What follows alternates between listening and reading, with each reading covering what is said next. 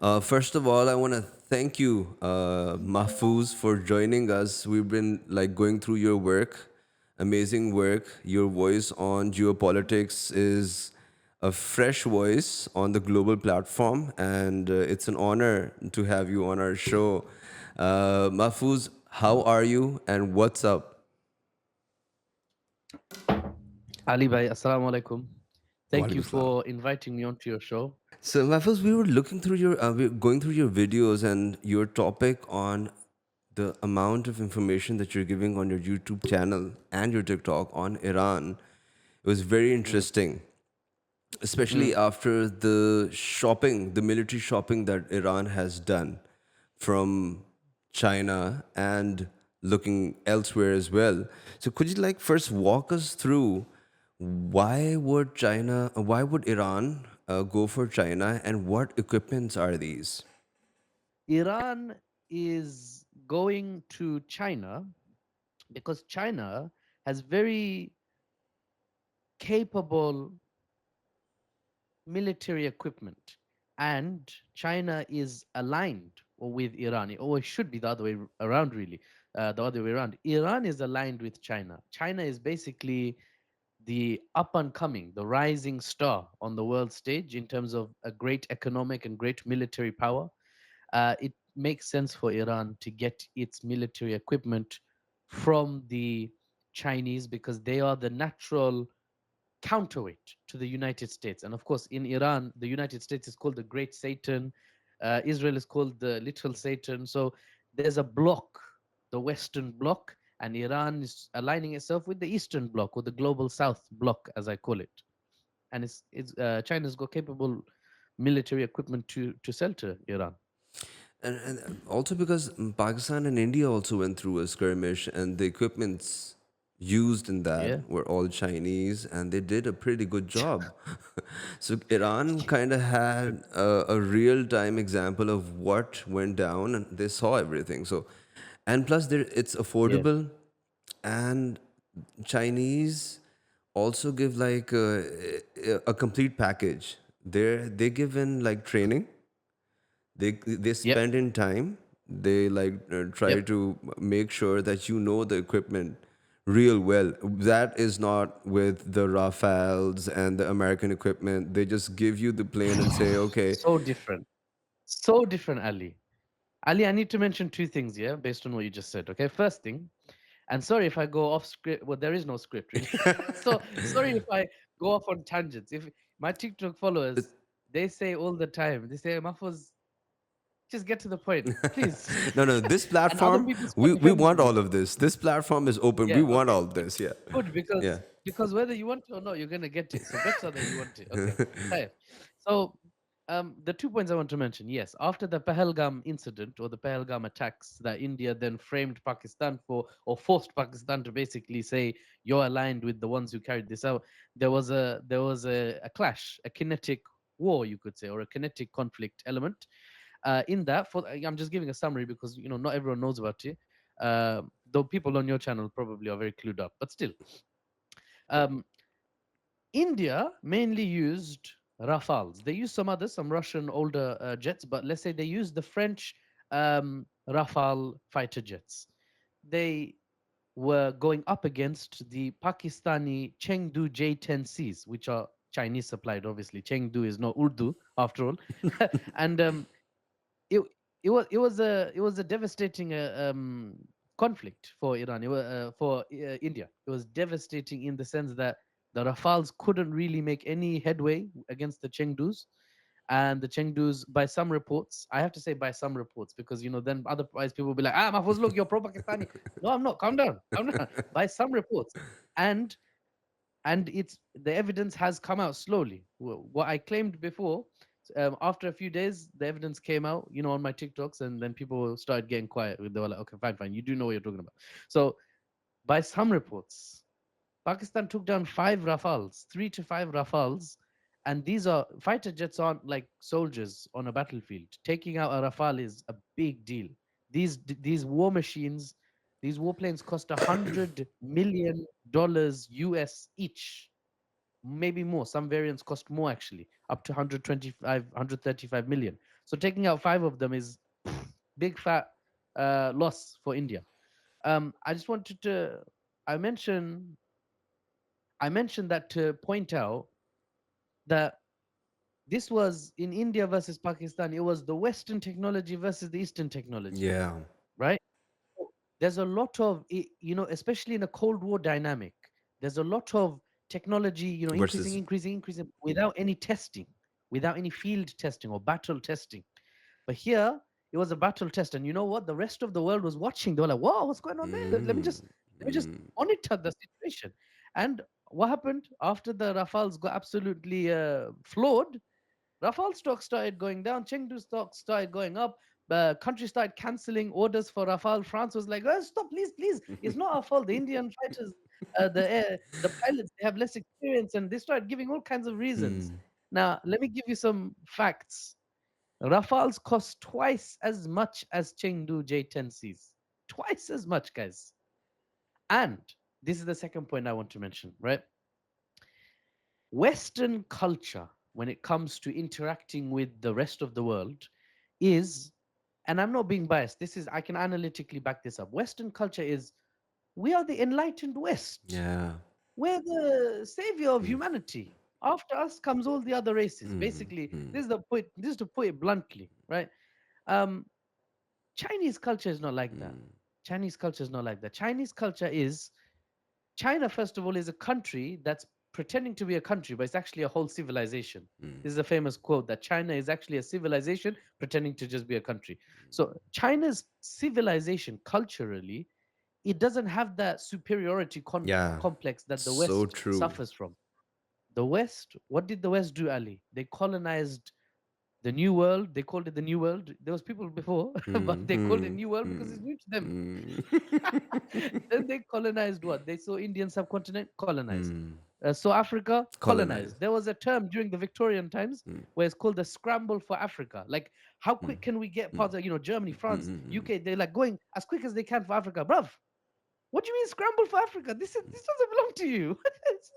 It's not a sale. mm, It's not being sold. But that's what they did because the European countries industrialized first. They had superior military equipment. They had a superior naval capability. So they sailed around the world and decided this is mine, that's mine, da da da da. So the West has this complex. I'll come back to the topic now. The West has this complex still at a state level, many Western countries, that we are the world police.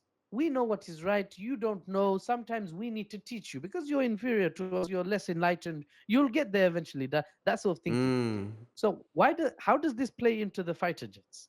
I'll tell you. mm. If if you look at the deals America makes, when they sell military equipment, it comes with all these strings Yeah, yeah. attached.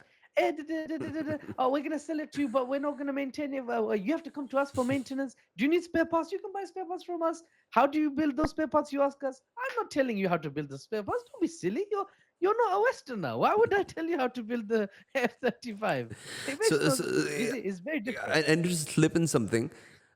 This also happened with Pakistan. Like they gave Pakistan F-16s and they told us not to use it against India. Like, so that is equivalent to not giving Pakistan anything Yeah, because there's yeah, only like that's right. one confrontation, and it's between India and Pakistan. So giving something to someone and saying not to Yeah. use it against your biggest enemy, that is equivalent to giving it to no one. It's like during the Cold War, America being given weapons by someone and saying, as long as you don't use it against Russia. What It's what do you mean? Who am I going to use it against then? So yeah. yeah, so China, very different. When they give the technology, I'm not saying they always allow you to build the equipment, and I'm not saying they have no restrictions, but it's not, China's not a police state. It doesn't sort of operate in a, what we sell to you, it comes with strings attached as long as you align with us in XYZ. No, it's, here's what we offer, here's how much we want. You buy it, you buy it. Same as the economic relationships, Yeah. by the way. They don't give humanitarian aid that is tied to democratic values Yeah. or women's rights as interpreted by the sender of the aid. This is a very Western concept. Westerners, the Western states, I should say, they do that all the time. We give you aid, which is probably stolen from you anyway originally, but we give it back to you, a portion of it, and we will say, we will give you this aid on the condition you act and walk and talk like us. China doesn't do that. So it's much easier to deal with China in that regard. Just as a final example, Ali, because I want to keep it fresh. Yeah, yeah, sure. In just the last week, I made a video about Australia, very, Western aligned country. Yeah, Australia is a Western country, yeah. right? It's what I call a Western offshoot because it's not in the original European area, is it? It's thousands, tens of thousands of miles away. Australia had a deal with the US called the AUKUS deal. Their deal was already terrible, by the way. Analytically, I'm What saying it, was it? factually. The deal was America said, we will give you 3 to 5 submarines, nuclear powered submarines. Okay. Not by the way, not submarines with nuclear capability. It means the engine of the submarine is nuclear powered, so it doesn't need to refuel. Oh, That's a oh, common oh, oh. misunderstanding. Okay. So the nuclear powered submarines we will give to Australia for 300 billion. That's a huge price tag, first of all. But secondly, Trump last week, just this last week, he said, I need to review the deal. And he reviewed the AUKUS deal and he said, okay, we will still sell you the submarines, but if we, America, go to war with China, you have to promise you will use your submarines Ah. to support us. What is and as Australia was like, yeah, nah, mate. They were like, no. And Australia's prime minister, he took a trip to Beijing for 5 days. He's still there. Ah. So, America's, the way America interacts with countries, even the Western countries are getting fed up, Ali. Uh, This is the situation. but the NATO chief Oh, was like, the NATO chief really loved Trump. He went all the way to calling him daddy. Daddy. Yeah, I didn't make a video about that. Lots of people said, please make a video about it. I said, no, I don't deal with nonsense. Yeah, Okay, so so NATO chief, what's his name? Mark Rutte. yeah, Mark yeah, Rutte. Mark Rutte, yeah. He yeah. said, he used an example. He mentioned Trump as a daddy in an example where he was saying, Trump was saying, nations fight like children. And then Mark Rutte was like, yeah, and sometimes you have to be like the daddy. You have to just Use discipline harsh them. language. Yeah. So coming back to the Iran and China. So Iran Yeah. went to China and then they bought J-10Cs and that HQ-9 system. Okay, so first of all, I have to point out it's not publicly widespread acknowledged, especially by the Chinese state, um, that they sold Iran HQ-9B air defense systems Okay. and that they sold Iran Chengdu J-10C fighter jets, or what's it called? They call them dragons, Yeah, the yeah, fighter yeah, jets. yeah, They yeah. call them dragons, vigorous dragons. Yeah, so it's not confirmed, but this is actually the modus operandi, the standard typical behavior of the Chinese state. They don't, especially with sensitive defense sales, they don't publicly acknowledge, or they'll use their wording in a very fancy way. So, for example, China said we don't sell weapons to countries in conflict. But Iran's no longer in conflict at the moment. So, yeah, so they're messing about a bit, but they're just playing on words. But yeah, let's assume they did, because it's widely reported that a deal has been secured or is currently being secured. Okay. So Now, what is in this shopping cart? yeah, Yeah. the shopping cart is very short, as far as I know at the moment, Ali. The shopping cart is um, Chinese HQ-9B air defense systems. There's another air defense system variant that they could sell. Uh, the model, I forgot it. And also the Chengdu J-10s, potentially 36 to 40 Chengdu J-10 fighter jets. These are 4.5th generation fighter jets. And I would love to, if we get a chance, we can talk about um, the capability of the J-10s compared to the F-35s that Israel uses, for example, because there's obviously people that want to know. Okay, in a in a round two, if Israel and Iran popped off again, now Iran has Chengdu J-10s. What happens? Yeah. You know, what does happen? Okay, so the answer is beyond visual range and within visual range are the two general regions where aircraft fight. in modern conflicts. Beyond visual range is like you can't see your enemy basically at this point. You're relying on the avionics, the aviation electronics, to tell you where the enemy's plane is. And you just fire missiles and you maneuver yourself accordingly. Within visual range is when you can actually see them out of the cockpit and you can fly around. This is when you call it dogfighting. You sort of maneuver around each other in the air and try to get a lock on and try to use flares. Anyone who plays video games, maybe if you've been in a plane in a video game, similar situation, that's where you dogfight basically. In in long range, the F-35, there's no contest, Ali. The Chengdus will not be able to manage because F-35s are designed specifically to optimize stealth. That's what makes them a fifth generation fighter jet. A fighter jet can't be fifth generation if their stealth capabilities are not extremely powerful. Okay. And the F-35 is very powerful in stealth. So beyond visual range, you would end up in a situation where Iran's like flying around Chengdu J-10s for some reason. They've scrambled them, and F-35s would just start knocking them out of the sky without the Chengdus even being able to respond. But within visual range, when things get close, the Chengdus might actually win. They fly faster, they can fly at a higher altitude, and they have higher maneuverability than the F-35s, which is crazy because F-35s are more than twice as expensive. Um, they are fifth generation, not 4.5 generation like Chengdu's. And also, finally, the F-35 has terrible maintenance, Ali. Some military reports suggest under American control, F-35 fighter jets are operational 30 to 50% of the time. 30 to 50. The rest of the time, they have to be under maintenance. You're constantly fixing it, or it messes up. The paint's worn out. This part's gone bonkers. This is not Chengdus are much more reliable, or not reliable. Chengdus have a higher uptime. So, and this is important because within visual range, these planes potentially fighting each other is likely what would happen if Israel attacked Iran again, because Israel would fly all the way to Comes, Iran, yeah, yeah, and then Iran would fly out of their land, and bang, you're in visual range. So bad news for the Israeli jets, to be honest, if that's the case, and they miscalculate. What if we compare the F-35s with the Rafales? The Rafales were 4.5 generation, or were they were 4.5 Yeah, generation? Yeah. Okay. Rafales were 4.5, F-35s are fifth, one level off, half a level up. Okay. So, because between the war between Pakistan and India, it was all beyond visual range. Pakistan, yeah. That's right. So they were on That's right. J-10Cs and they had Yep. beyond visual range missiles, and this is how they took out Yeah. the Rafales. Rafales. Yeah.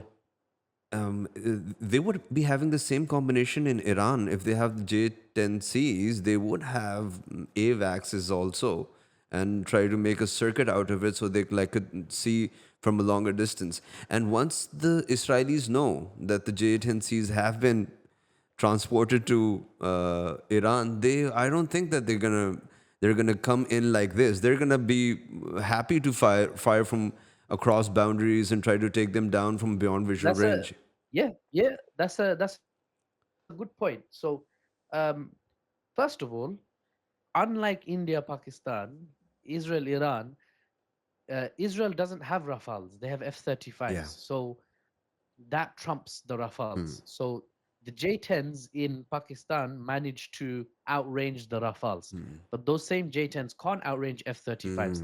The table switched. It would be the F-35s outranging the J-10s. So you are correct in your assessment that if the Israelis used their intelligence to confirm that China had shipped those J-10s to Iran and Iran can actually fly them capably, what they would do is they would have to stay at the extreme ranges so that the F-35 basically operates on a see first, shoot first basis. They see their target first, they shoot, and then they fly away again so that the enemy never sees them. It's like a ghost aircraft. Very, very terrifying in that sense. So that's what they'll try to maintain. But the thing is, Iran is huge.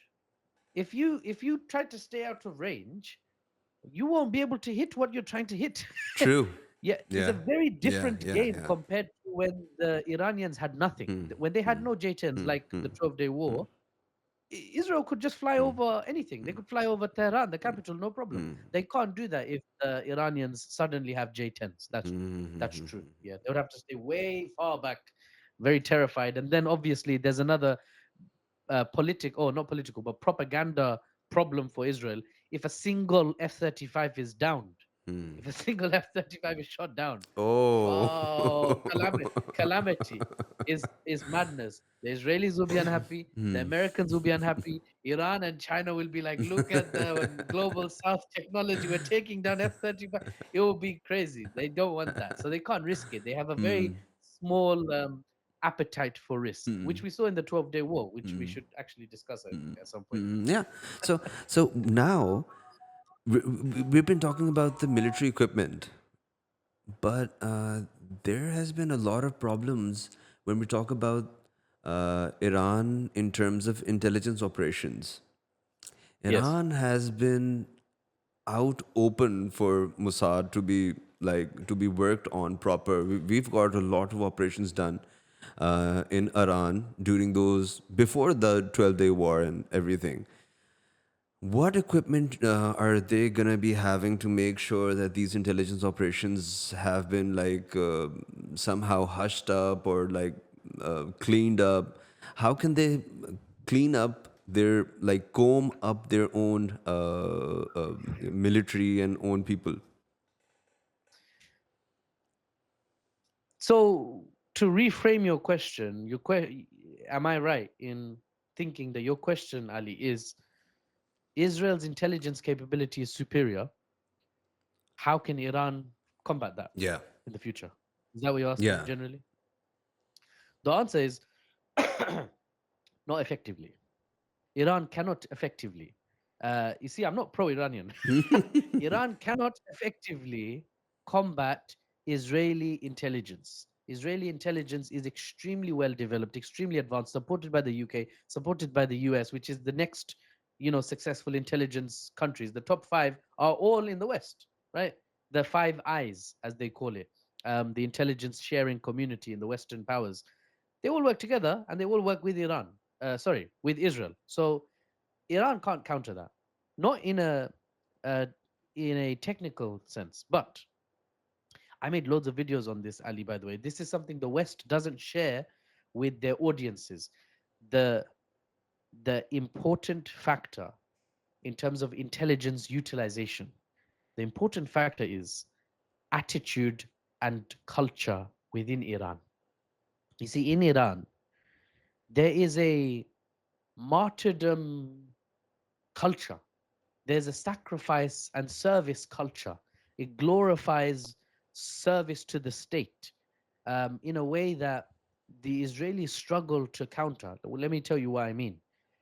The Iranians know they cannot match and therefore they cannot counter Israel's intelligence and infiltration capabilities of the Mossad, of CIA from the US. They know they can't. So what they've done is they've spent the last 45 years building an attitude and a culture and a structure within their military and society that says just be ready to die. There's no guarantee of life, which is as I'm sure you'll know, Shia Sunni doesn't matter in this regard. It's a very Muslim concept to capitalize on. And the Muslim concept is as long as I'm doing what is just and what is right, if I die, I die. My creator will see my efforts. This is what Iran capitalizes on. And why this is important is all the Iranian generals, all the seniors of command, all the heads of each branch, they know, they know as soon as they reach that senior position, all the nuclear scientists, even in senior positions, they know I might die tomorrow. Mossad's probably watching me now. They'll think that. You know, there's a Tehran professor, Mohammed Morandi, who's always on YouTube, always giving, dropping the pro-Iranian facts, and Fox News and CNN. They all have strokes whenever they hear him talk because it stresses them out to hear the narrative from the other side. Professor Mohammed Morandi recently he said, someone said, "Are you not afraid that Mossad is tracking you now because you are a source of information for a lot of people in the Muslim world and generally the globe now. So you should get rid of your phone, Professor." You know what the professor said? The professor said, "No, thanks. I'll keep my phone because I needed to communicate with people. But I have moved out Uh, of my apartment yeah. into an apartment. Why? Why did I move out? Because I know that the Israelis, they don't care. They'll target me with a missile and they'll kill all of my neighbors. I can't have that. So I moved separately. Now if they kill me, they kill only me." You see the This is thinking of the yeah. professor. This is the Iranian culture, Ali. The heads of each branch of the military, they know I might die tomorrow, I might get assassinated, my car might blow up, blah blah blah. So all my juniors, they're ready to take my place. Now that Is a is what mindset. is very hard to beat for the Israelis. They can take all the intelligence in the Mm, world, mm, they can kill all the heads of branches, they can kill the next level. There's going to be another level. You can't kill everyone. That's their problem. That's the challenge that Israel faces. They have the intelligence, but the Iranian resilience is too much for them. They can't manage. It's a nation of 90 million people, and they all are raised to resist Western oppression or Western injustice. They are taught that the West hates us for wanting to be free. The West wants us in line with them. Otherwise, we are the enemy. That's all. We're not actually bad people, but that's why they hate us. They teach their own children that so that they have that resilience culture and it just doesn't go away. So the Israelis, the 12-day war, they did exactly that, Ali. They took out all the heads of branches. Yeah, business as usual. The missiles were still hitting Tel Aviv, still hitting Haifa. The Israelis were like, "What are we gonna do? We have all the intelligence. They're still not losing. What am I gonna?" You see the problem? It's like they're winning, but they can't win. Ultimately, they're winning all the battles, but they can't win the war. There's no exit. There's no successful exit for Israel, which is why they ended up agreeing to the American proposed ceasefire. An attacker agreeing after 12 days to a ceasefire with not a single war goal achieved is a fail. But in Western media, find me one source that says Israel lost the war. You can't find it. Whereas if you look at it analytically, if you look at it as a military strategist, the yeah. assessment is, of course, Israel lost the war. Of course, they lost the war, but you won't hear that. That's the Western spin. That's what I'm trying to fight with my content. Okay, talk us through the technologies that have been used. We've been talking about the software you told me about. Oh, okay. So this is an example of Israeli capabilities that far outmatch anything Iran can conjure up.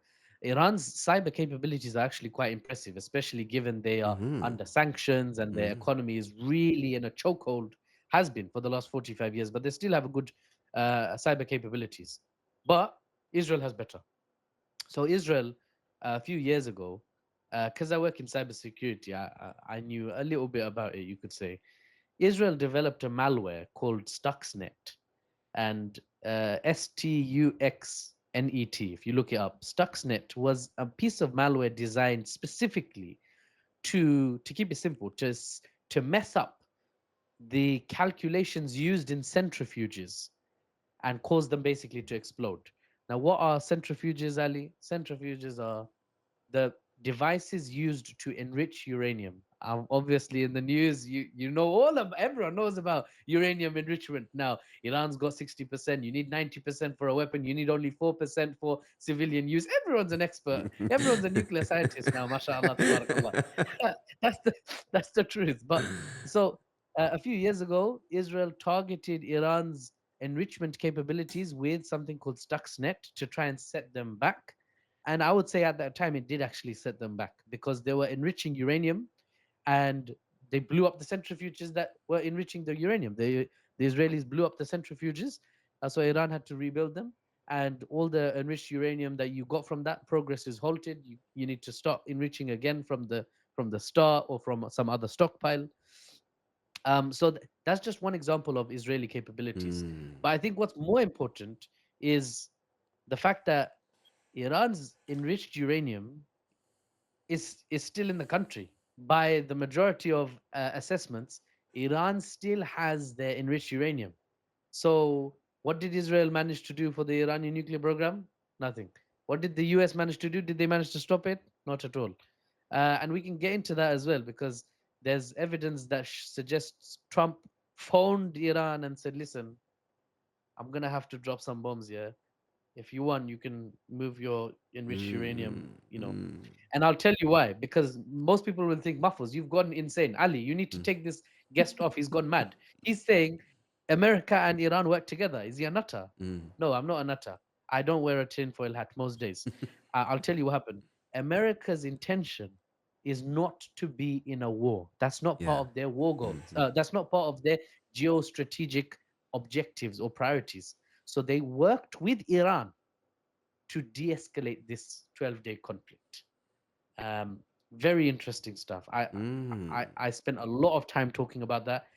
I'm actually writing a book, Oh. and this will be mentioned in it. Mm-hmm. The nature of geopolitics and prioritizing the state's objectives and how it might lead to strange alliances. Because Mm. Iran doesn't want a war, Yeah, yeah.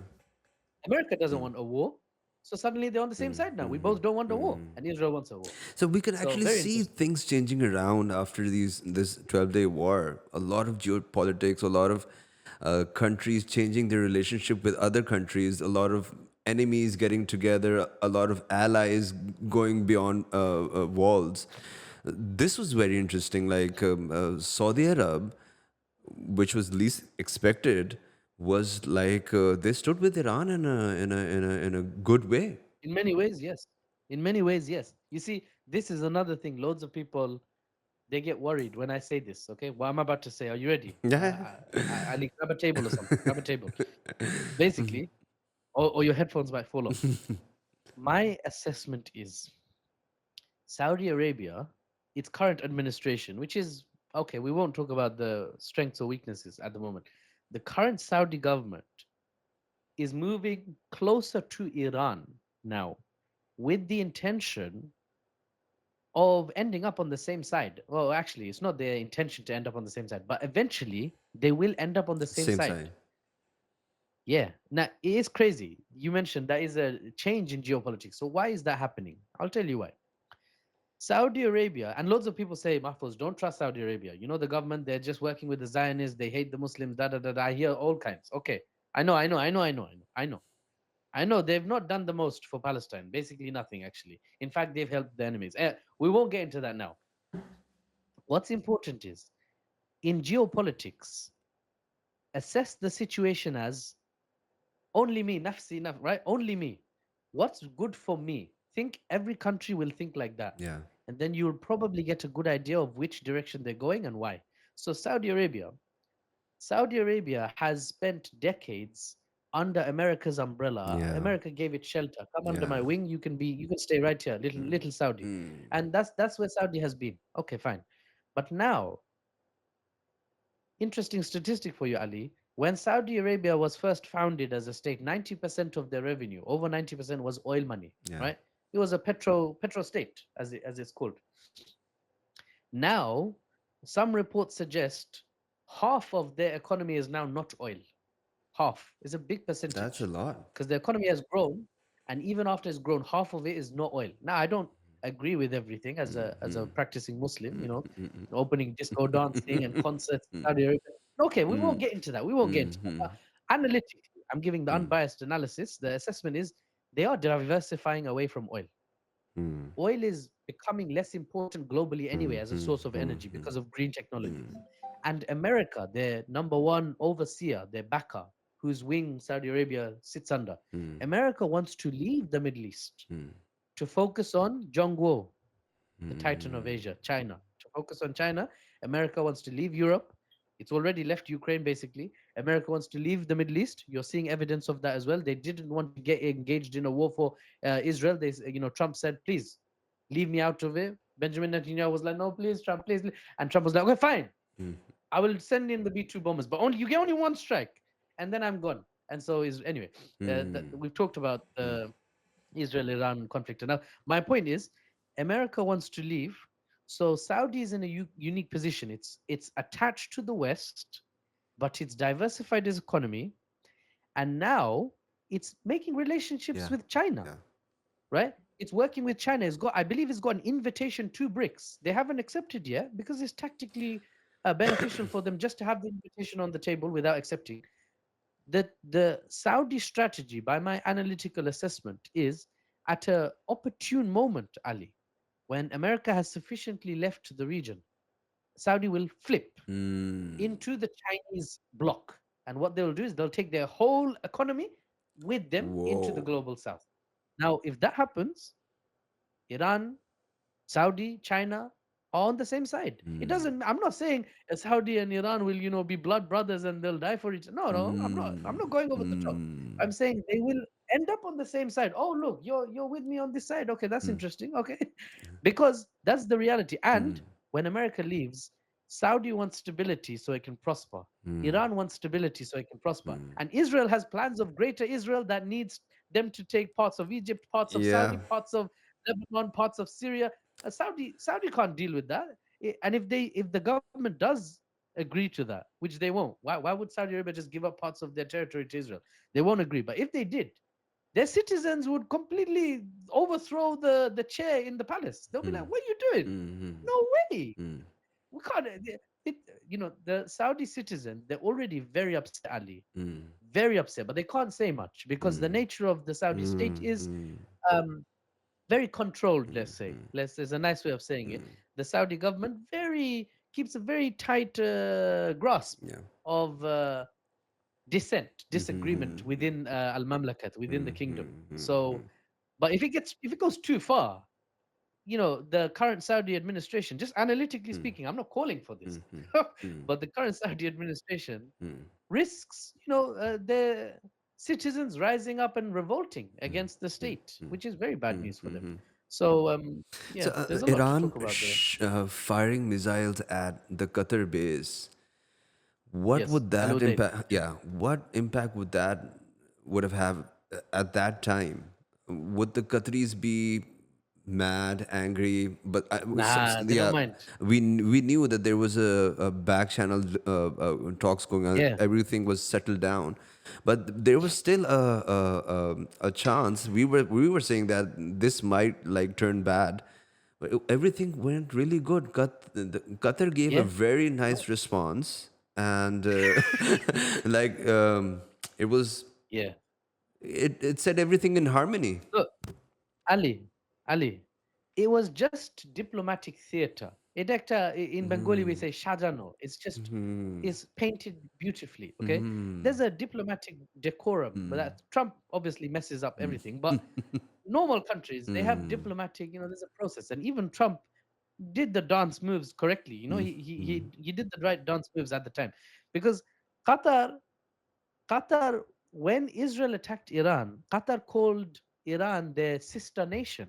They said, we condemn these attacks. We're absolutely against these attacks. When Iran attacked Al Udaid, Qatar is obligated really to say, how could you attack our base? Our So they people, did that. yeah. They came out with a press. Yeah, yeah, they came out with a press statement. They said, we are very upset at Iran. Oh, you shouldn't have done that. Okay, now let's go eat some, lamb and rice. You know, it's just symbolic. It's it's not it's not it's not because look. Now this is the evidence. I'm not making it up. The evidence is Qatar said, "Oh, we're so upset." Then they moved on. There's nothing. They didn't do Nothing anything. happened. Yeah. America. Now this is, Ali. This is the biggest thing. I need people to take a step back on your podcast. Yeah, they're probably sitting and relaxing. Yeah, I want you to park somewhere and really think about this. I'm joking. Now keep driving. Keep driving. Because loads of people watch these in the car. I Yep. hear. So no, I want you to hear something from me. Yeah, think about what just happened. Iran fired missiles at an American base. And loads of people don't know this. The West doesn't report this. Trump, on X Twitter and Truth Social, his platform, he said thank you to Iran. Yeah, yeah, Do you yeah, know that, yeah, yeah. Ali? He said, thank you for letting us know in advance before you hit my base. Look at the world we're in. It's so different now. You can attack an American base and the president will say, Thank you. Shukran, Jazeera. Like, what's happened? And the answer is, what has happened? I'll tell you the answer. The answer is, America does not want a war. So when Iran phoned them up and said, listen, we have to do something. You just dropped B 2 bunker buster, massive ordnance penetrators on our nuclear facilities, 14 of them. What are we going to do? Ferdau looks like a mess. Natanz looks mess. Isfahan is rubble. I'm going to have to attack one of your bases. America said, okay, listen, if you have to, let me know which one. I'll move the troops out first. Then you can attack it. Iran said, say no more. It's going to be Al Udaid in Qatar. Okay. America said, okay, no problem. That's what happened. They attacked. America said, "Oh, you shouldn't have. I can't. But thank you It's for letting okay. us Yeah, know." yeah, And the war's over. The yeah. war's over. And Israel was like, "I can't believe this is happening. I wanted America to come into the war, and they're talking to each other with back channels, and they've established a peace. Unbelievable." So Israel's very upset, but America's very happy. Iran is very happy, and now Iran obviously is rearming for round two. Round two, yes. Okay, we're now entering towards the last part of our show. We saw a Sure, sure. video about the mysterious missiles that Iran has made, indigenous missiles, which actually shake their paths while they're landing. Could you Mm, just explain to mm, us, were these the same ones that were landing in Tel Aviv and people were saying that why, how come these are landing? yeah, they are. They are the same ones, Ali. So, um, I'll give a summary of Iran's ballistic missile capabilities. Iran's ballistic missile capabilities are very advanced, especially for a nation sanctioned. America, Yeah. Israel, they couldn't believe it. They were like, "What? I thought we sanctioned them. How did they get missile parts?" And the answer is, by the way, China ships them material, uh, petrochlorate, ammonium petrochlorate, and some other missile fuel because they're dual use. You can use them for civilian use, but Iran uses them for maybe other uses, maybe. So Iran's ballistic missiles, similar to Russia's, they have maneuverability, which makes them very deadly. I made a video on the Khaibar Shekan, which is a Iranian missile type. There's also the Qasem Basirs and the Fatah 1, Fatah 2. These are very advanced missiles, even by Western standards, Ali, because Israel has 5 layers of air defense. Okay, this is ridiculous, by the way. They have Patriot from America, THAAD from America, then they have Arrow, David Sling, Iron Dome. Iron Dome, everyone knows about, but the others most people don't know. Iran's missiles can go get through all of them. Not reliably, not reliably. They'll still be stopped. But if 5% get Yeah. through, that's 5% that Israel needs to now accept that will hit their cities. It's really bad. Imagine I told you, Ali, you're protected from 10 diseases, but you can still catch one. Well, the one can still kill you. So you will think, "Oh, this is a rubbish vaccine." If you only protect me from 10 out of 11 diseases, you're telling me I can still Wow. catch polio and die. That's the Israeli situation.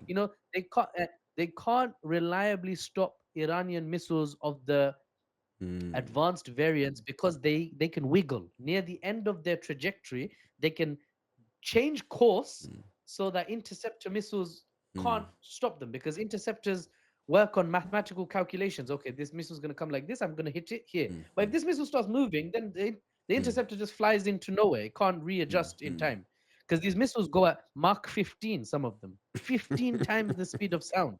It's like, how are you going to stop that if it starts changing course and dancing on its way to the target? You can't stop that.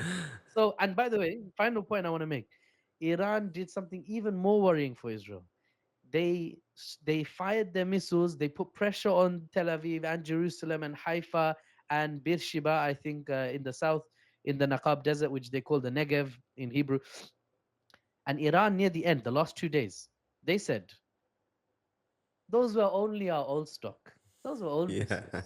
We're just clearing out the attic. Now the new ones, we're getting ready with the new ones." And in the last 2 days, they started firing Khaibar Shekans, which are advanced ones. So it's, that was a very bold power move. Not bold, it wasn't bold. It was a very intelligent power move to say, "You're already in trouble from our old missiles, from Soviet era technology. Let me show you some of my new toys." And America was like, "No, no, no, no, no. We don't need to see your new toys. Keep them underground. It's okay." So that was the situation with the missiles. Iran's missiles, very advanced. They poured their wealth in terms of Missile their defense technology. spending. They poured their wealth into the ballistic missile capabilities because It's also about economically it makes the more sense. it's also about the strategic depth of both of the countries. Like Israel is like a, Yeah, so if yeah. missiles start dropping on Israel, that is causing a lot of trouble for them. It is. That's part of the reason, Ali, why Israel wants a war so badly. You know, when on my page, I talk about Israel desperately needing a war. Why? Because their country is too small. If America leaves now from the Middle East, Israel's just this tiny strip of land on the coast of the Mediterranean is narrow, and then there's the mountainous area of the West Bank. They can't hold that territory easily. There's no strategic depth. Whereas Iran is fortress Iran. They have the Zagros and Alborz mountain ranges. You can't really beat Iran. Honestly, I'm not being biased. I'll give you the facts. America, the superpower of the world, spent 20 years in Afghanistan fighting the Taliban, and at the end, the Taliban are in power. So they flopped. In the middle of the night, they had to leave in the dark, and they were flying their planes out of Afghanistan, and people were chasing after the planes. Don't take me with you. That was the American situation in Afghanistan, and Iran is like 10 times harder to manage. It's a much bigger country with a much more fleshed out economy. So yeah, Israel's situation in terms of its strategic depth, like you mentioned, is very exposed to ballistic missiles, and Iran not at all exposed. The skies over Iran were completely dominated by Yeah. Israel. So what? Now Mm. what? I appreciate that's a strategic win, Mm. but now what? Mhm. In Bengali we say ahon ki korba. What are you gonna Mhm. do now? Mhm. Like, how many missiles are you gonna Mhm. fire into the mountains? Mhm. Iran is very sad. All the civilian casualties on both sides, very sad. Mhm. But Iran, I'm saying analytically, Iran lost 1,000 people, Mhm. civilians included, in the 12-day war. Mhm. Now, the population is 90 million, Ali. Mhm. The country is huge. The majority of the country, they didn't feel anything during Yeah. the 12-day war. They Mm. didn't experience Mm. anything. Mm. Whereas Israel, Mm. their capital city was on fire. Mm. Their apartment blocks look like wet cardboard from the attacks. Everyone's going to Ben Gurion Airport to fly out because they're Mm. dual nationals. Yeah, yeah. And Most of Israel them. government Mm. panicked. The Israeli government panicked and they said, no, no, no, no, no. Okay, Mm. Ben Gurion Airport is closed. Mhm. We can't let citizens leave because then Mm. they'll all leave. Mm. So they closed the airport. So, the Israeli situation when they're accepting ballistic missiles is much more destabilizing Mm. than Iran's situation when they accept Mm. Israeli airstrikes.